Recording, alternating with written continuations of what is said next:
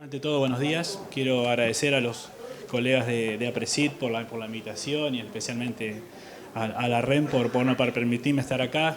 Como ven, hoy vamos a hacer hincapié en lo que es manejo de yuyo colorado y gramíneas resistentes. Tengo una primera parte, que es más o menos unos 20 minutos, donde vamos a hablar específicamente de Amaranthus, de las diferentes especies de Echinocloa que nos están generando ciertos problemas a nivel de lote y de Cloris, y posteriormente, como para fomentar la discusión, tengo preparado también, si a quien le interese y hacer consultas, manejo de lo que es sorgo de Alepo, Eleucine, Digitaria insularis y algo que hemos hecho en el Agrosti que está haciendo un problema en algunas zonas. Como ven, el universo, sobre todo de gramíneas, problemas o de malezas de gramíneas resistentes a herbicidas es bastante importante. Así que bueno, vamos a tratar de abarcar durante estos 40 minutos lo más que se pueda de estas malezas.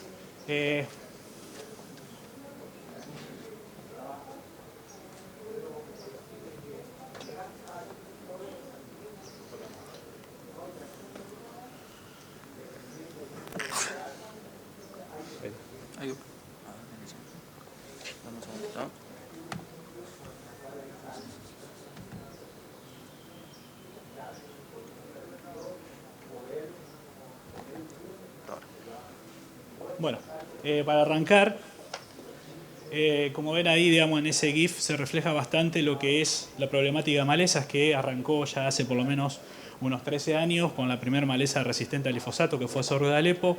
Esto es una realidad que se va incrementando sensiblemente con los años, y ahora ya no solamente hay malezas resistentes a un solo herbicida, sino resistencia múltiple. Entonces tenemos raigras resistente a glifosato, a graminicidas, a sulfonilureas.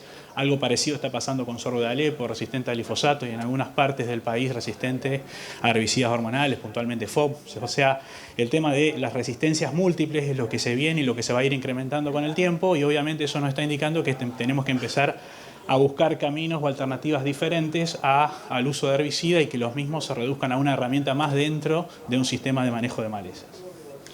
Vamos a hablar ahora específicamente, como les dije en esta primera parte, de lo que es Echinocloa, diferentes especies de Echinocloa, obviamente Amaranthus, que va a ser la estrella de la presentación, algo de Cloris, y después, ante las dudas de los presentes o las consultas, vamos a hablar de las malezas que ya especifiqué. El tema de Amaranthus hybridus, el viejo Amaranthus quitensis, Amaranthus palmeri. El palmeri es exótico, no es nativo de nuestra zona, de América del Sur, viene del norte. El problema serio con Amaranthus arranca sobre todo a fines de la década de los 90, con la presentación o el reporte de Daniel Tuesca, aquí presente, y de Luisa Nissenson, de la resistencia a LS, imacetapir y clorimurón. Hasta ahí no fue problema, porque aparece después el glifosato, los cultivos IRR, y realmente la situación deja de ser un problema, se maquilla con la aparición de estos cultivos IRR, hasta que por ahí, en el año 2012, se vuelve resistente al glifosato, y ahí donde realmente arrancaron los problemas para manejar esta maleza. Es una maleza que responde al acortamiento de los días. Cuando se empiezan a acortar los días, eso lo toma como indicativo para pasar de vegetativo a reproductivo. Puede llegar a haber hasta 6 flujos o 7 flujos de emergencia en la temporada primavero-estival. Obviamente, cuando más se retrasa el flujo de emergencia, más tarde, sea esa emergencia más chica, van a ser esas plantas, por esto que les digo que responde al acortamiento de los días. Dándose... bueno, gracias.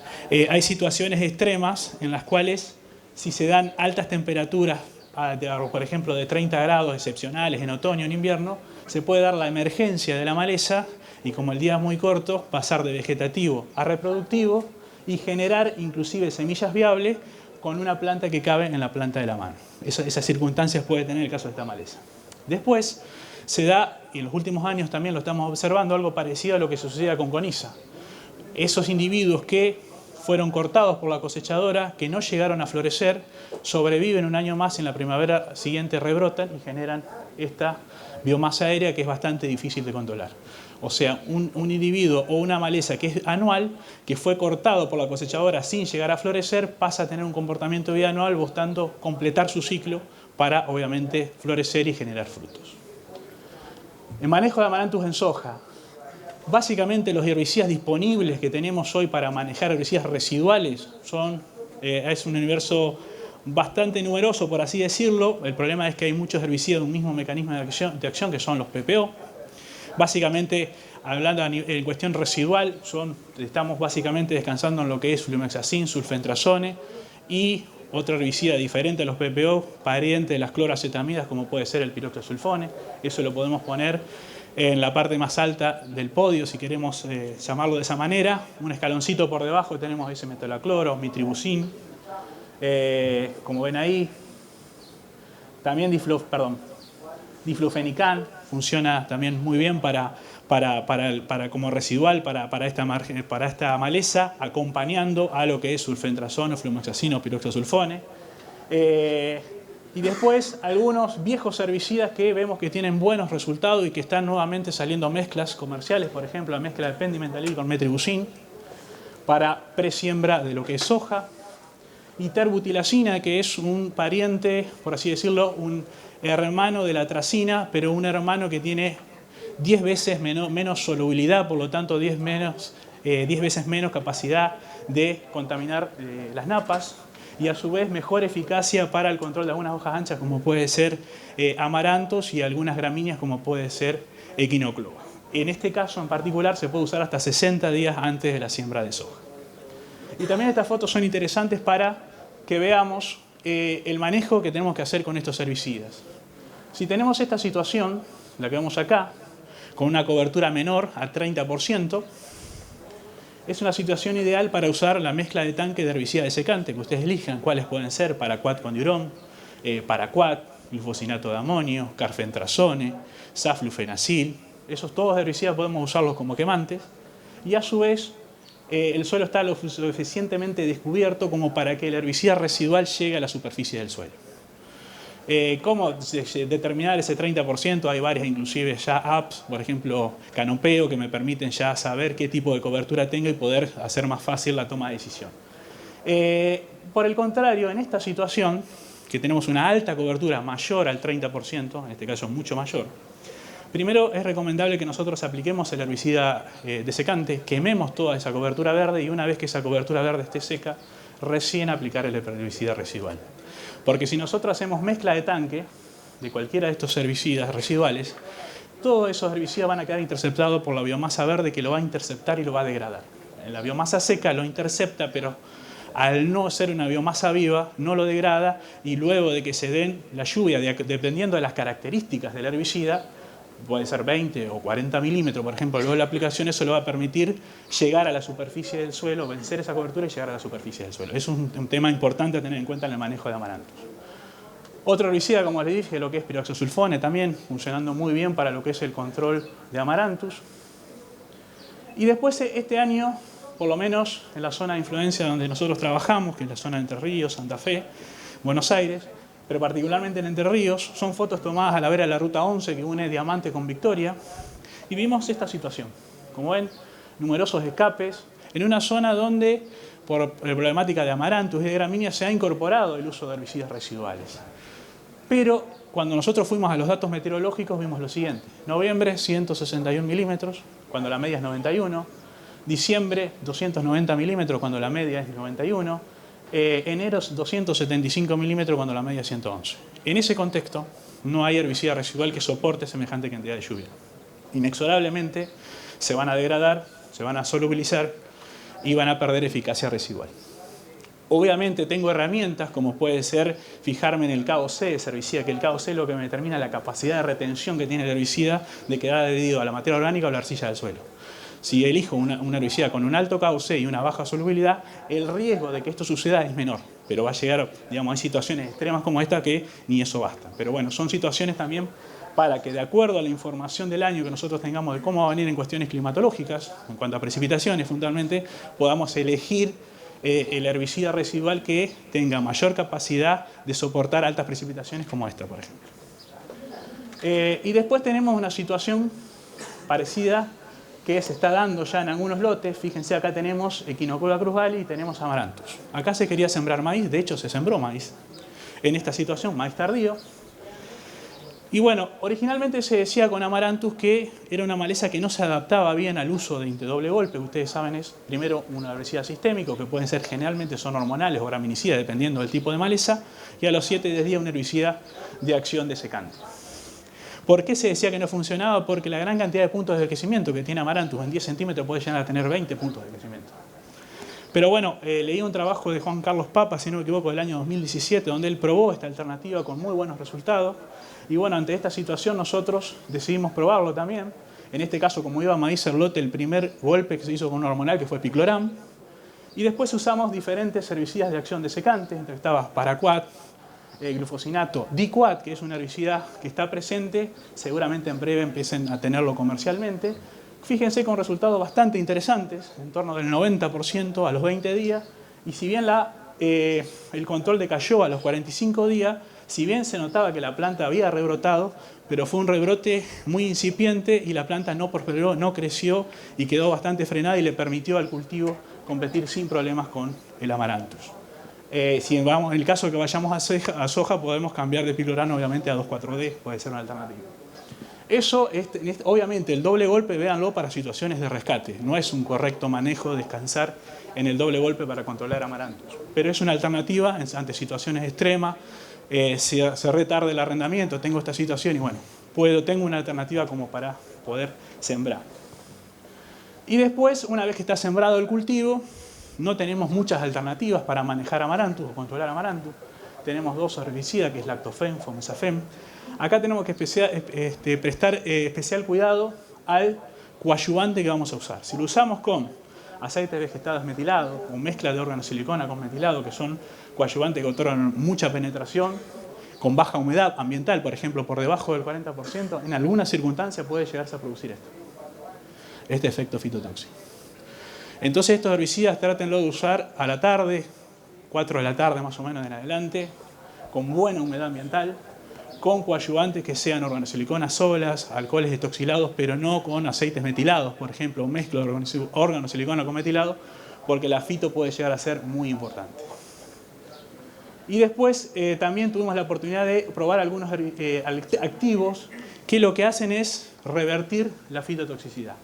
Lo hemos probado y con buenos resultados. Hay 2 o 3 compañías que están en este sentido probando algunos activos que vemos que funcionan bastante bien o que mitigan esa fitotoxicidad que ya sabemos que va a tener el herbicida, cualquiera de estos herbicidas sobre el cultivo, pero tenemos que tratar de que sea la menor posible. Y esto, bueno, con Lactofen, en este caso el reversor de fito.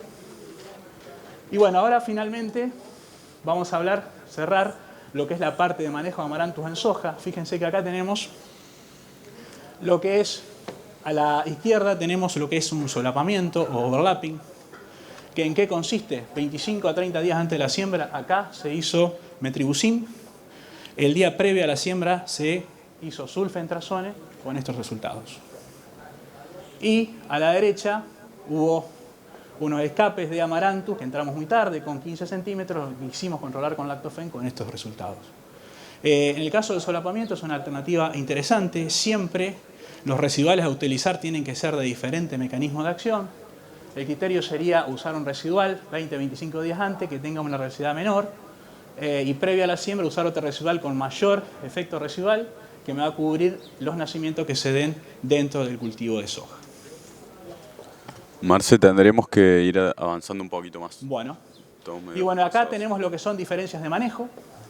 Fíjense, empezamos a ver lotes que tienen diferencias de manejo, algunos es bien controlado el Amaranthus y en otro que tiene bastantes problemas para manejar lo que es Amaranthus.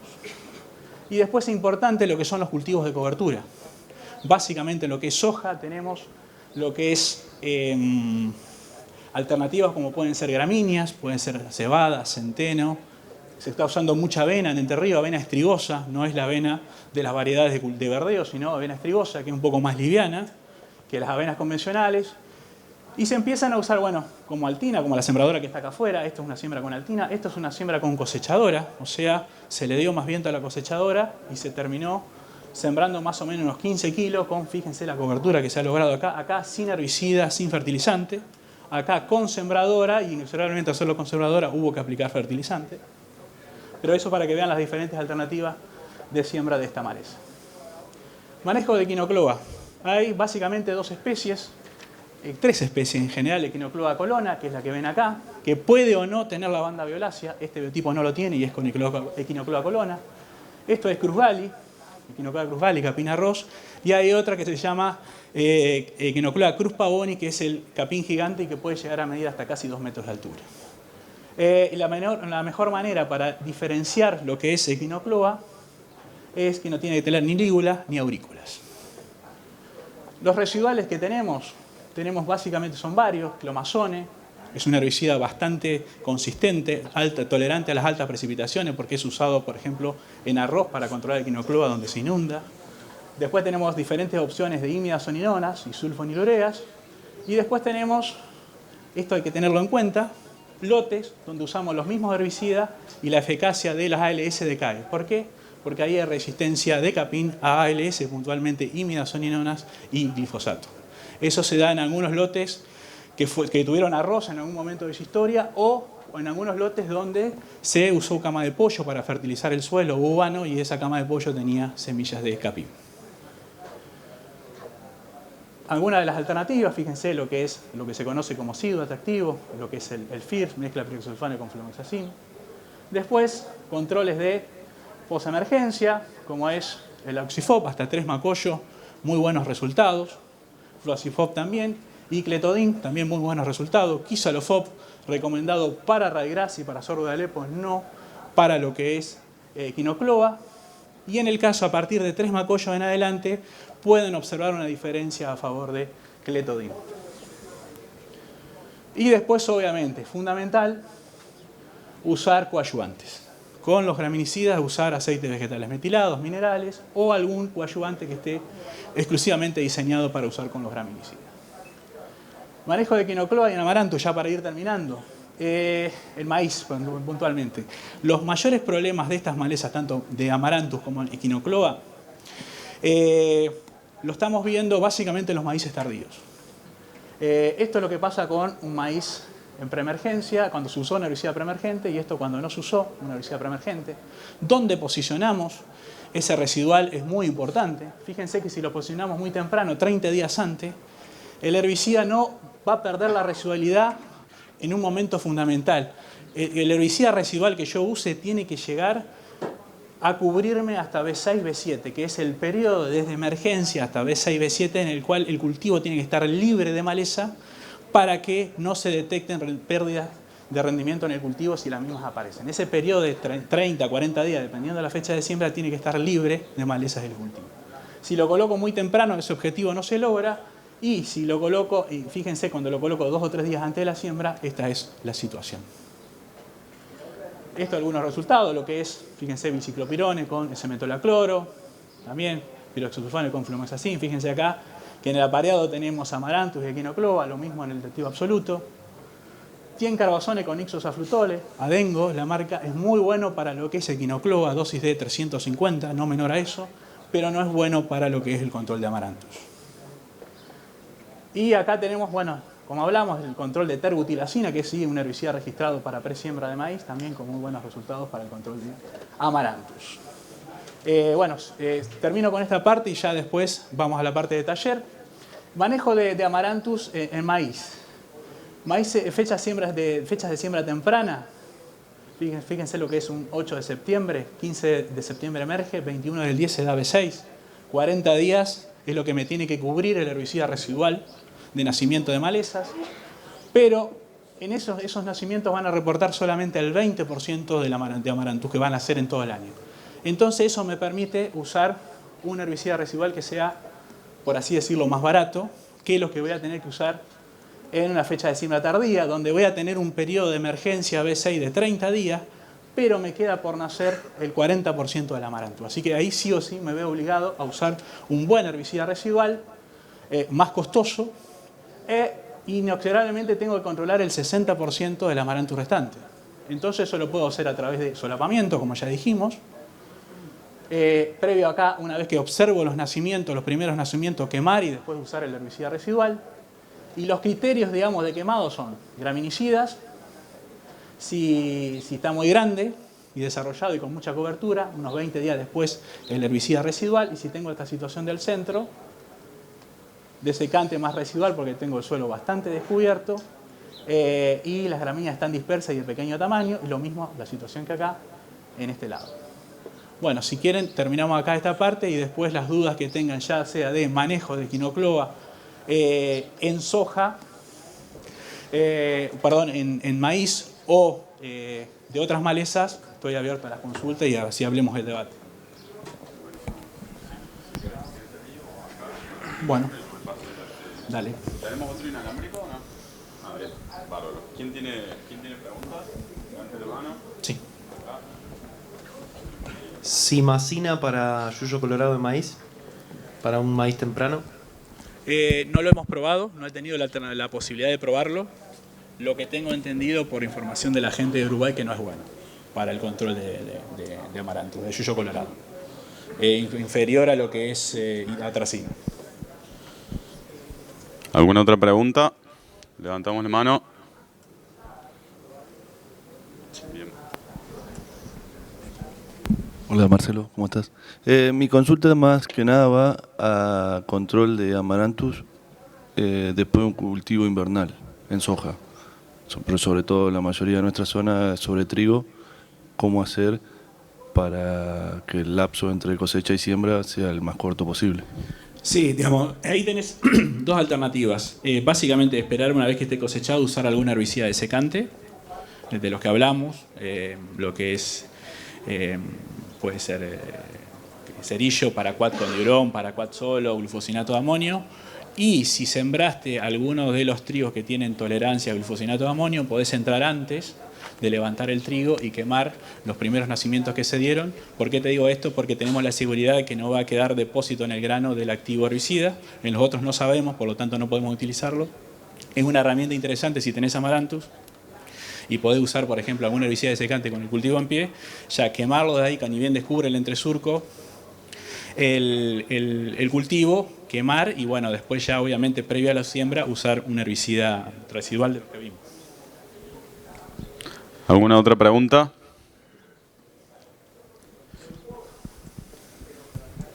¿Qué tal? ¿Qué tal? Hizo en un momento mención del fomesafen más glifo, más órganos siliconados, aplicar a las 4 de la tarde. ¿No es más peligroso en ese momento? ¿Aplicar, perdona, qué? Cerca de las 4 de la tarde, dijo. No, esa recomendación viene fundamentalmente por el hecho de tener, mejor dicho, más allá de las 4 de la tarde, de ahí en adelante, para sobre todo asegurarnos tener mayor humedad y no pegarle tanto al cultivo. Esa es básicamente la recomendación. Si vos lo haces a las 10 de la mañana, vos vas a tener, obviamente, y si tenés un día con buena radiación, te vas a asegurar que el herbicida actúe, pero también te baja mucho la humedad y ahí podés pegarle más al cultivo. Entonces esa es la idea de la recomendación de usarlo de las 4 de la tarde en adelante. Ese es el criterio.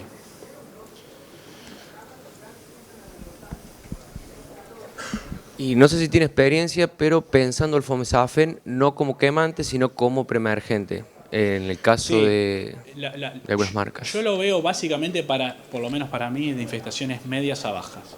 Cuando es incipiente la cuestión de amaranthus en el lote, se puede ser una alternativa interesante usarlo como preemergente. El fomesafen tiene residualidad y muchas veces viene acompañado de ese metolacloro, con lo cual te da una buena residualidad, siempre y cuando sea incipiente la problemática. Si no, para mí es mejor guardártelo para posemergencia y a su vez agregarle el S-metolacloro. Al tener el S-metolacloro también te cubre de posibles nacimientos que se puedan dar con el cultivo en pie. Eso por lo menos es mi criterio. Allá hay otra. Bien.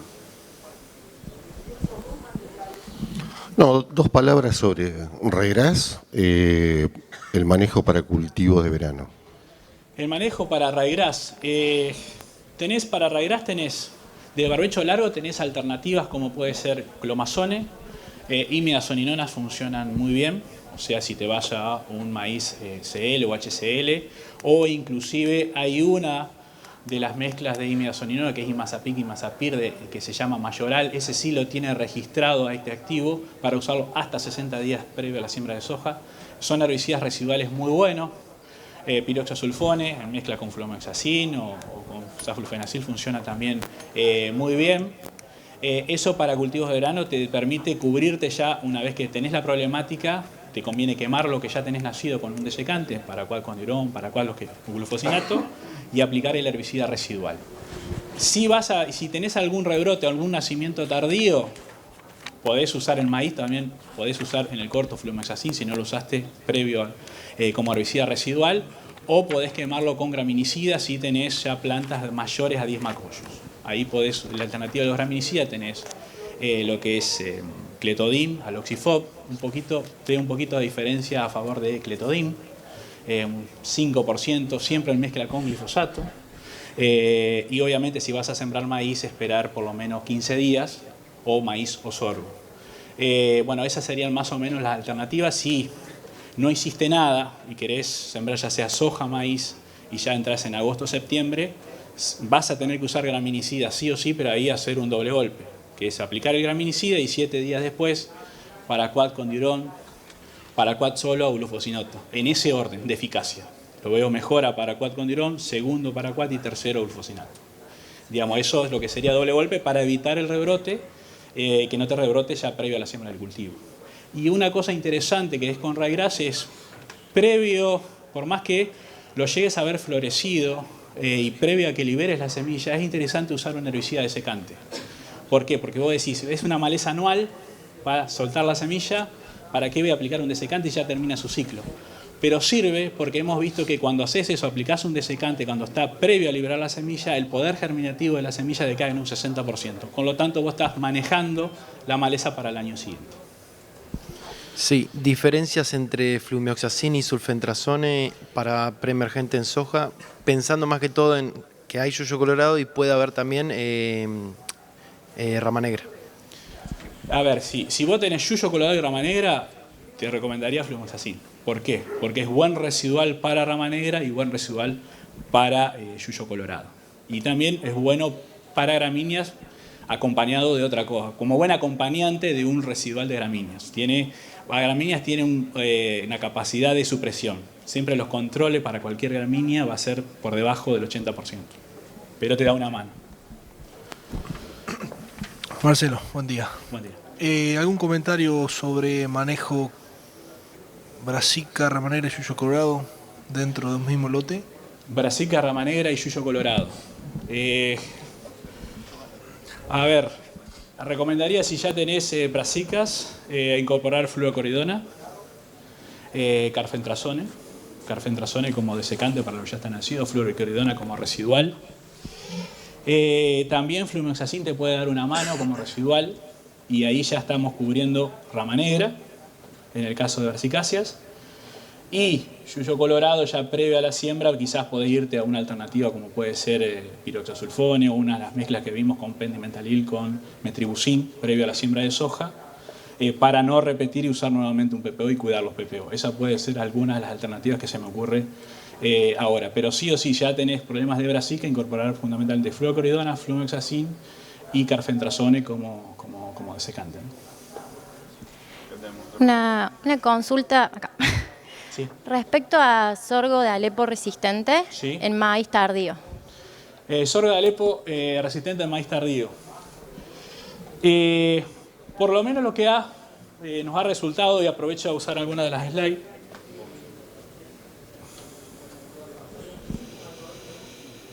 Sorgo de Alepo. Básicamente el sorgo de Alepo arranca de un rizoma primario, del cual se diferencia un rizoma secundario, de que después va a dar lugar a los vástagos, y cuando la producción de fotoasimilados de esos vástagos sea suficiente, va a generar un rizoma terciario, que va a ser el rizoma primario del año siguiente. Básicamente ese es el ciclo. Una de las recomendaciones más importantes, ya sea que vayamos a soja o a maíz y tenemos problemas de sorgo de Alepo, es el corte de rizomas en otoño. Eso es fundamental. Que se puede hacer inclusive acá en Las Rosas, ya hay algunos fierreros que han diseñado una máquina exclusivamente para cortar rizoma y sin una rastra de disco sin cruzar, ni bien puedas entrar después de una lluvia solamente sobre las matas.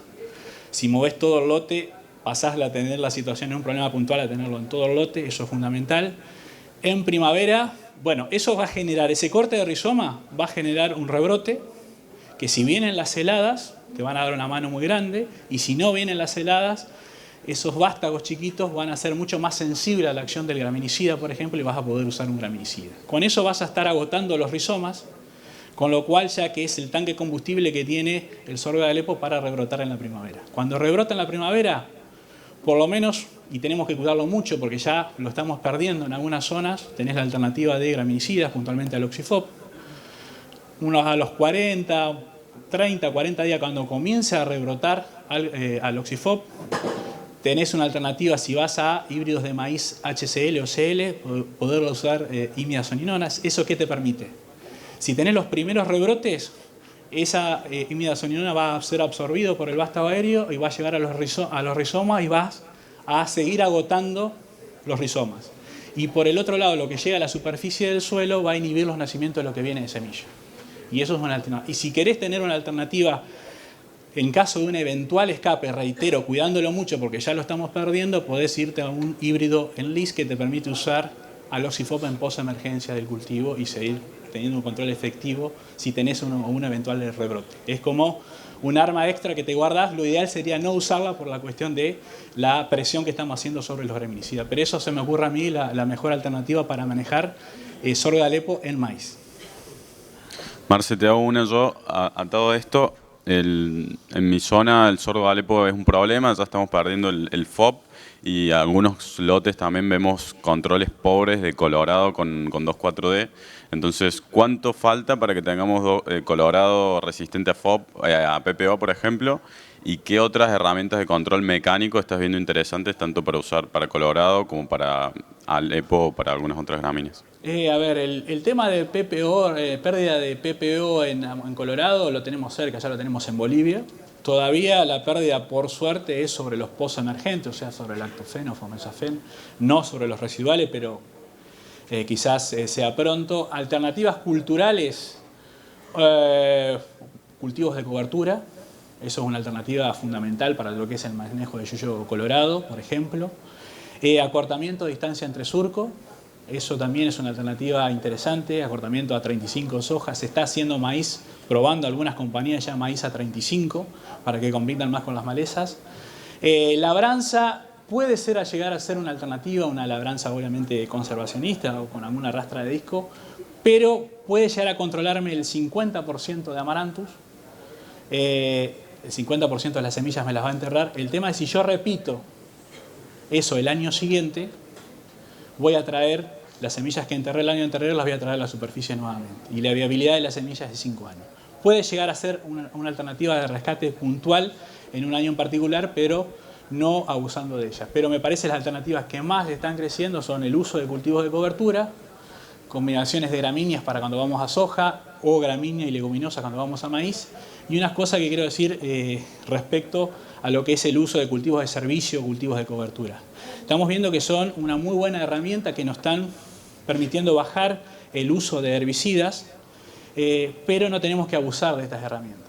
Hay casos de equinocloa en Asia, donde el control de equinocloa en producciones arroceras, que son de no más de 2 hectáreas, se hace de manera manual.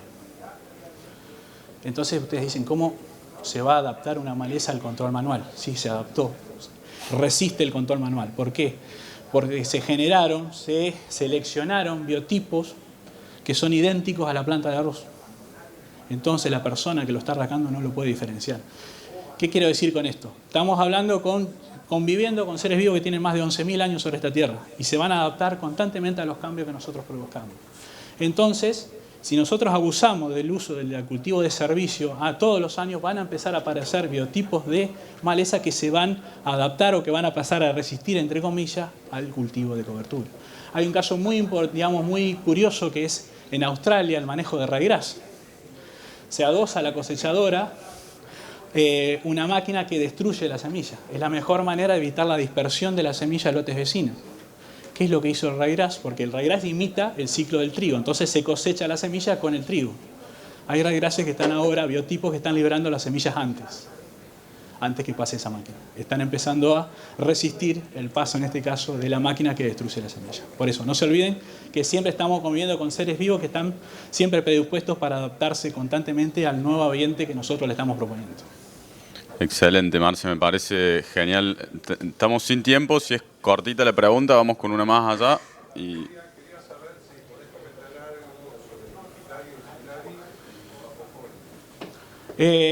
Fundamentalmente tenemos algunos trabajitos, no mucho, de Digitaria insularis, Papoforum no. Lo que sí me sirve para, antes de mostrar lo que tengo de Digitaria insularis, son dos malezas que nosotros vemos que se adaptan mucho, digamos, a suelos con ciertas deficiencias, suelos barreros, suelos muy degradados. Ahí es como que se rustifican y se vuelven muy tolerantes a los herbicidas. Hemos hecho ensayos en Papoforum y en Digitaria insularis, donde en suelos muy buenos, digamos, con buenas características, con buena calidad de suelo, y no hemos tenido problema para controlarlo, inclusive con glifosato. Cuando nos fuimos a suelos más complicados, ahí se hizo mucho más difícil el control de esta maleza. De Digitaria insularis, lo que tengo para mostrarles son ensayos, reitero, no es una maleza importante en nuestra zona de influencia, pero algo hemos hecho.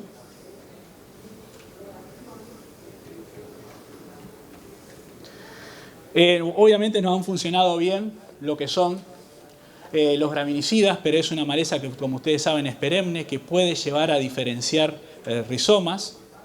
Y lo que mejor hemos visto y que se ha adaptado es unos 20 días antes de la siembra, mezcla de glifosato con cletodin para combatir toda la parte aérea y meter residualidad con flumioxazin.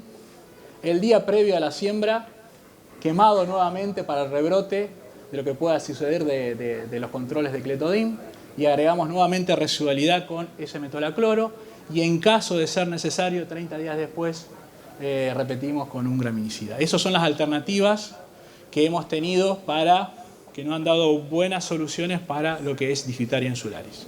Reitero que no es una maleza muy importante en nuestra zona de influencia, pero que está apareciendo. Hay algunos lotes ya en Corrientes, está en Chaco, norte de Santa Fe, y viene bajando por el lado de Corrientes, y empezamos a tener consultas, sobre todo en lotes citrícolas. Hemos tenido muchas consultas de lo que es Digitaria. Bueno, muchísimas gracias. Le damos un fuerte aplauso a Marcelo. Muchas gracias.